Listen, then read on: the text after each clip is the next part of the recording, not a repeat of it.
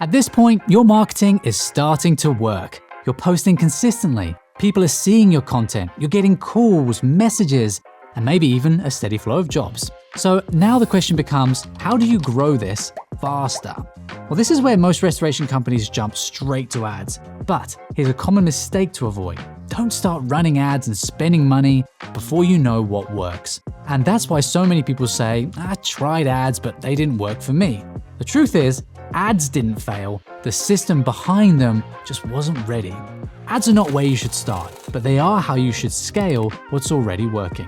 Think of it like this. If you have a drying setup that works, you bring in more equipment to do more jobs. You don't just guess on the next job, you repeat what you know works.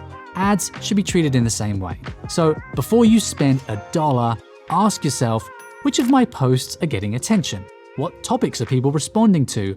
What content makes people reach out?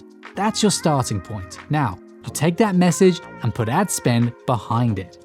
Now, for restoration companies, there are 3 types of ads that matter most. First, Google search ads. Now, this is where people are actively looking for help. Water damage near me, fire restoration company, high intent, high urgency. Make sure you're trying to capture those leads. Second, retargeting ads. Now, these show up for people who have already seen your content or visited your site. They keep you top of mind.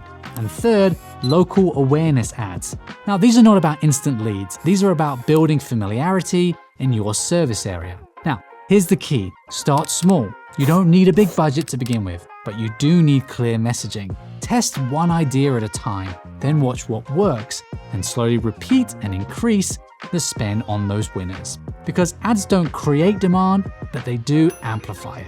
If your message is strong, ads will scale your results. If your message is weak, ads will just burn your budget faster.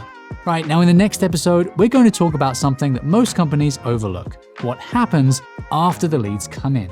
Because getting the lead is only half the job. Handling it the right way is what wins the work. Until next time.